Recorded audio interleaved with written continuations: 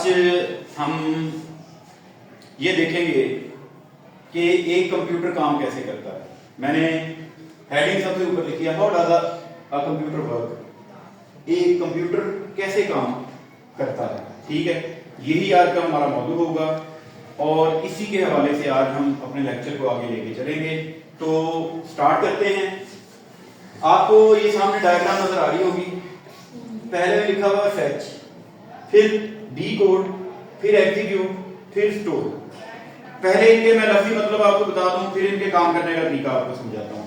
Fetch का मतलब होता है टू फेच, लेके आना। टू फेच का मतलब क्या है? लेके आना, कोई चीज लेके आना अपने पास। डीकोड, डीकोड का मतलब ये हुआ कि पहले वो चीज जो है कोई के ऊपर कोड लगा हुआ था। जैसे आप फर्ज कर लें कोई पासवर्ड लगा हुआ था, कोई की लगी हुई थी, तो आपको वो समझ नहीं आ रहा था कि क्या है। आपने उसको अपनी जुबान में ट्रांसलेट करना है, ठीक है। तो वो है डीकोडिंग, कि आपको समझ आए कि मुझे क्या कहा जा रहा है या मैंने क्या करना है। तो इसी तरह से कंप्यूटर जो है वो भी डीकोड के सेक्शन में ये समझने की कोशिश करता है, ये ट्रांसलेट करने की कोशिश करता है कि उससे क्या कहा जा रहा है या उसने क्या काम करना है। Is it clear? चलें जी, इसके बाद आगे एग्जीक्यूट। एग्जीक्यूट, टू एग्जीक्यूट का मतलब होता है अमल करना। यानी आप समझ आ गई कि क्या करना है, समझ आ गई ना कि क्या करना है, तो अगला काम क्या होगा? अमल करना, ठीक है जी। उसके बाद लास्ट जो फेज है वो है स्टोर। टू स्टोर, जखीरा करना। अब स्टोर दो तरीके से हो सकता है, या तो आप किसी मेमोरी पे डिस्प्ले करवा दें, आउटपुट डिवाइस पे, जैसे एलसीडी है इस पे डिस्प्ले करवा सकते हैं, या आपके पास रोम है तो रोम में जो है आप उसको स्टोर कर सकते हैं, सेव कर सकते हैं, ठीक है। ये इनके लफ्जी मतलब है। अब हम जरा थोड़ी सी इसकी एक्सप्लेनेशन की तरफ आते हैं कि इसकी एक्सप्लेनेशन क्या है। जरा पीछे चले जाओ, पीछे जाओ। फेच में दो चीजें नीचे आ रही थी। फेच एक पीसी है, एक है आईआर। पीसी से मुराद है प्रोग्राम काउंटर और आईआर से मतलब है instruction register. PC program counter असल में ये है एक सीपीयू। सीपीयू के अंदर दो हिस्से होते हैं, एक एएलयू और एक सीयू। एक एएलयू और एक सीयू। एएलयू से मुराद है अरिथमेटिक लॉजिक यूनिट, ये मैंने यहां पे लिखा भी हुआ है, arithmetic logic unit. ALU arithmetic logic unit. आगे देखिए मैंने काफी सारे सैंपल लगाए हैं, plus minus, multiplication, division, percentage, greater than, less than, greater than, equal to, less than equal to और डबल इक्वल टू। ये कुछ मैथमेटिकल सिंबल है, मैथमेटिकल ऑपरेशंस हैं जो कि इस चीज को शोर करते हैं कि अगर कोई भी इस तरह का ऑपरेशन आएगा तो वो एएलयू का हिस्सा, जो आपके सीपीयू के अंदर एएलयू का हिस्सा है, वो उसको सरंजाम देगा। दूसरा है CU, control unit. Control unit यहां पे मैंने लिखा हुआ है, ये देखिए, कंट्रोल यूनिट। ये क्या करता है? ये इंस्ट्रक्शन जो है, जो कंट्रोल इंस्ट्रक्शन होती है, उनको ट्रांसफर करता है एक जगह से दूसरी जगह, जहां उनकी जरूरत होती है, जहां का उनका एड्रेस होता है। समझ आ रही है बात? अच्छा, यहां पे एक चीज मैंने लिखी नहीं है, लेकिन वो भी चलते चलते उसका भी जिक्र करना जरूरी है। सिस्टम बसेस ये होती हैं जी तीन।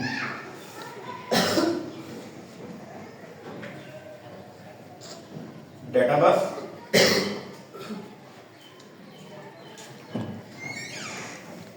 एड्रेस बस और नंबर 3 कंट्रोल बस।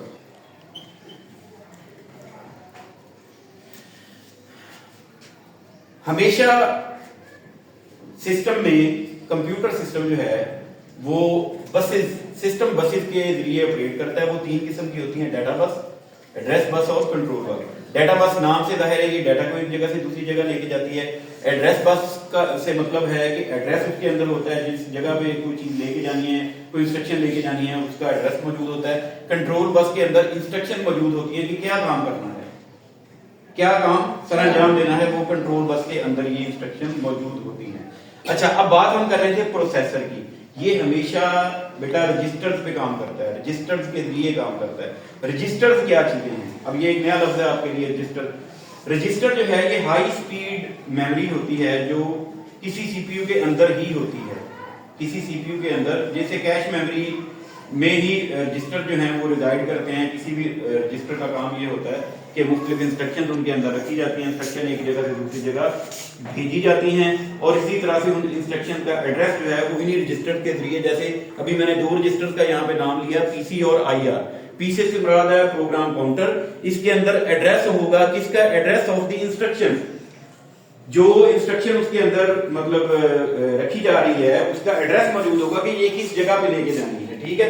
इसके बाद आईआर इंस्ट्रक्शन रजिस्टर है। इंस्ट्रक्शन रजिस्टर ये वो रजिस्टर है जहां से इंस्ट्रक्शन आगे मूव करती है। आईआर में जो भी इंस्ट्रक्शन पड़ी होगी, इंस्ट्रक्शन रजिस्टर में जो इंस्ट्रक्शन पड़ी होगी वो मूव करेगी नेक्स्ट फेज में। नेक्स्ट क्या है, डी कोड का फेज। डी कोड में यानी इंस्ट्रक्शन रजिस्टर से वो कहां पे जाएगी, कंट्रोल यूनिट में। कहां जाएगी, कंट्रोल यूनिट में। और कंट्रोल यूनिट का काम ये है कि कंट्रोल यूनिट जो है वो उस फेच्ड इंस्ट्रक्शन को डी कोड करता है। यहां पे ये लिखा गया, D code the fetched instruction, वो लाई हुई इंस्ट्रक्शन जो है उसको डी कोड करता है। डी कोड मैंने अभी आपको बताया कि डी कोड का मतलब क्या होता है कि समझना, उसको अपनी जुबान में ट्रांसलेट करना ताकि मुझे समझ आए कि मैंने क्या काम करना है। तो वो काम किसका है, डी कोड में कंट्रोल यूनिट का। डी कोड फेज है, ये दूसरा फेज है किसी भी इंस्ट्रक्शन के काम करने का। तो इसमें कंट्रोल यूनिट जो है वो उसको डी कोड करता है कि ये काम किया जाना है। अब यहां तक आके क्या होगा कि इंस्ट्रक्शन भी आ चुकी होगी और उसका मतलब भी समझ आ चुका होगा कि क्या काम लिया जाना है या क्या काम किया जाना है। इसके बाद नेक्स्ट फेज है जी एग्जीक्यूट। अब जब पता चल गया कि क्या काम करना है तो एग्जीक्यूशन ही होगी ना उसकी। एग्जीक्यूशन का मतलब वो काम करना, टू एग्जीक्यूट वो काम करना, ठीक है। तो एग्जीक्यूशन होती है जी दो चीजों से। एग्जीक्यूट कौन करता है, CPU, central processing unit, and CPU is the brain of computer, आपको पता ही है। तो सीपीयू जो है वो एग्जीक्यूट करता है, दो उसके हिस्से होते हैं, एक अरिथमेटिक लॉजिक यूनिट और एक होता है कंट्रोल यूनिट। अभी मैंने आपको अरिथमेटिक लॉजिक यूनिट के बारे में बताया कि मैथमेटिकल जितनी भी कैलकुलेशन है वो सारी की सारी परफॉर्म कौन करता है, एएलयू, अरिथमेटिक लॉजिक यूनिट। इसी तरह से जो कंट्रोल यूनिट है ये इंस्ट्रक्शंस को, जो भी इंस्ट्रक्शन होती है उनको एक जगह से दूसरी जगह ट्रांसफर करने के लिए इस्तेमाल किया जाता है। तो ले जी ये तीन ऐसी मतलब ये फेजेस हैं कि हर सीपीयू हमेशा इसी प्रोसेस पे अमल करता है कि पहले वो इंस्ट्रक्शन को फेच करता है, फिर वो उसको तर्जमा करता है, डी कोड करता है, समझता है क्या करना है, और उसके बाद तीसरे मरहले में उसको एग्जीक्यूट कर देता है। अब चौथा और आखिरी मरहला क्या है, अगर तो कैलकुलेशन का कोई ऐसा नतीजा है जिसको स्क्रीन के ऊपर दिखाना मकसूद हो डिस्प्ले की सूरत में, तो आपका जो मॉनिटर लगा हुआ है, कोई एलसीडी वगैरह लगी हुई है, तो वो मॉनिटर या एलसीडी जो है वो उसके ऊपर उसको आउटपुट डिवाइस पे डिस्प्ले कर देगा। अगर आपने परमानेंटली उसको सेव करना है कहीं पे ताकि बाद में कभी इस्तेमाल कर सकें, तो आप मेमोरी में उसको भेज सकते हैं और मेमोरी में आप परमानेंट तरीके से सेव कर सकते हैं। जैसे मेमोरी में रोम है, रीड ओनली मेमोरी, ये भी चिप्स होती हैं, पी रोम, इसी तरह से ईपी रोम होता है, अरेजेबल प्रोग्रामेबल रीड ओनली मेमोरी। तो ये काफी सारी मतलब मेमोरी की अक़साम है जहां पे आप उस जो भी आपकी कैलकुलेटेड जो इंफॉर्मेशन है जो एग्जीक्यूट हो चुकी है उसको अगर सेव करना चाहें तो आप मेमोरी में उसको सेव कर सकते हैं। अब जरा दोबारा इस तरफ आते हैं, एक दफा ये आपकी रिवीजन भी हो जाएगी इसी टॉपिक की। फेच पहला तरीका है जी, पहला फेज है जिसपे क्या किया जाता है, दो रजिस्टर इन्वॉल्व होते हैं, एक प्रोग्राम काउंटर है और एक इंस्ट्रक्शन रजिस्टर। इंस्ट्रक्शन रजिस्टर यहाँ पे थोड़ा सा इधर इंस्ट्रक्शन रजिस्टर। तो इंस्ट्रक्शन रजिस्टर, प्रोग्राम काउंटर जो है ये एड्रेस उस मेमोरी का होल्ड करता है और इंस्ट्रक्शन रजिस्टर के अंदर जो है वो फिर इंस्ट्रक्शन जो है वो रख दी जाती है, क्योंकि ये वो पॉइंट होता है, ये वो जगह होती है जहां से उस इंस्ट्रक्शन ने आगे मूव करना होता है। नेक्स्ट जो फेज है वो है डी कोड। अब इंस्ट्रक्शन रजिस्टर से डी कोड जो है मतलब डी कोड होने के लिए वो कंट्रोल यूनिट में वो इंस्ट्रक्शन आ जाती है। तो कंट्रोल यूनिट क्या करता है, D code the fetch instruction, जो इंस्ट्रक्शन फेच की गई है अब उसको डी कोड करता है, उसको ट्रांसलेट करता है, उसको समझने की कोशिश करता है, समझता है कि अब क्या करना है। यहां तक क्या हुआ, उसको समझ आ गई कि ये काम करना है, क्लियर हो गई बात।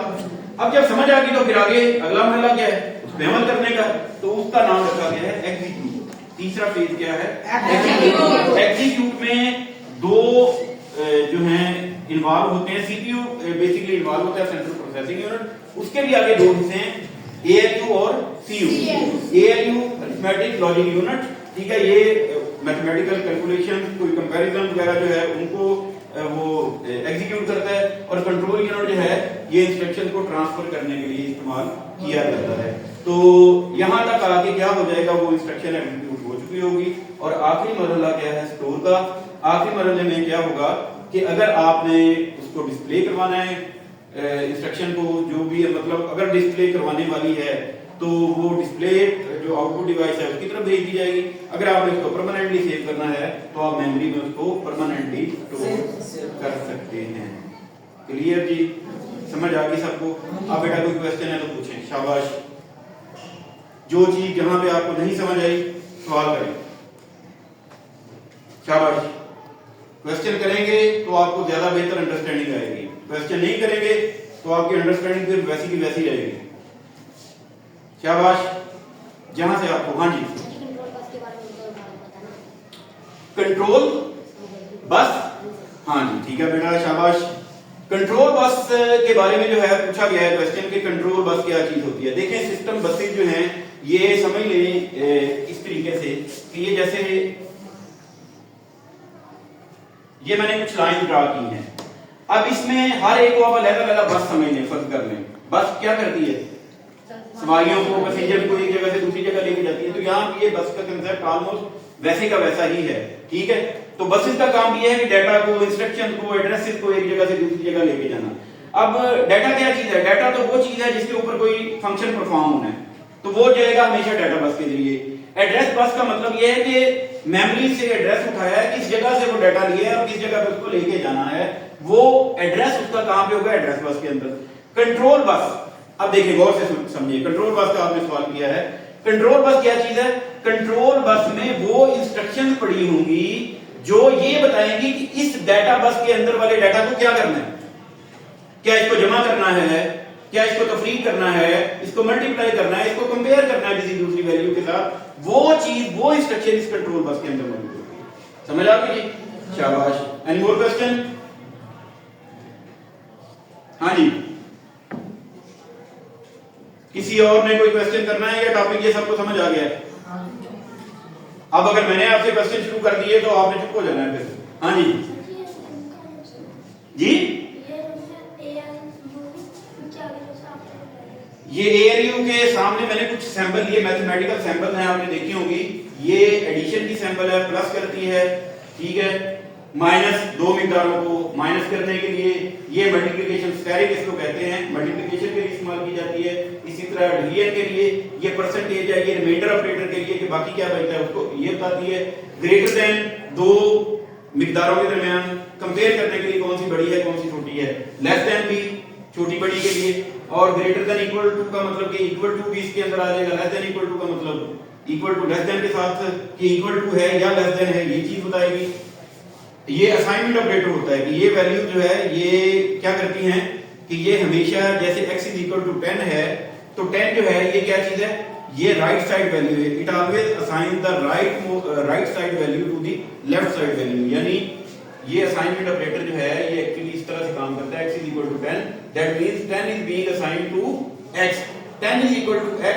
ये कंप्यूटर में गलत है, ये इस्तेमाल नहीं होता। x इज इक्वल टू 10 ये ठीक है, समझ आ रही है बात। इसी तरीके से डबल इक्वल टू का मतलब ये है कि जैसे मैं कहूं कि x is double equal to 10, इसका मतलब ये है कि x के अंदर जो वैल्यू पड़ी है वो असल में 10 के बराबर है, या हम 5 डबल इक्वल टू 5 कह सकते हैं, ये भी ठीक है क्योंकि 5 हमेशा 5 के बराबर ही होता है।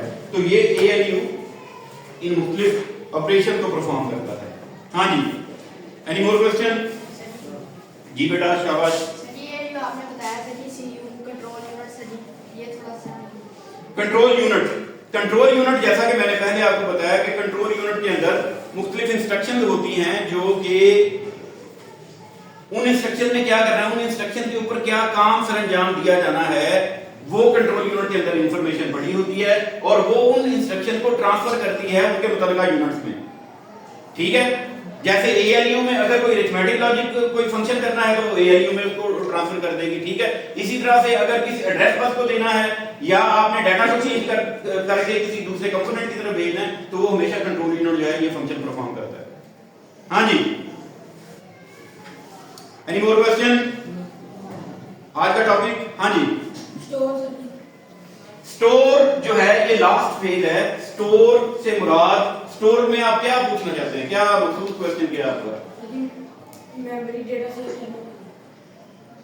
स्टोर में दो काम हो सकते हैं, या तो डाटा मेमोरी को भेजा जाता है कि परमानेंट सेव कर ले, या फिर आउटपुट डिवाइस को भेजा जाता है कि आपको डिस्प्ले करवा दे उसका रिजल्ट, जो भी अभी फंक्शन परफॉर्म हुआ है या जो भी इंस्ट्रक्शन अभी एग्जीक्यूट हुई है उनका रिजल्ट जो है वो आउटपुट डिवाइस के लिए नजर आ जाएगा। जी, और कोई सवाल? क्लियर? चलो ठीक है, थैंक यू।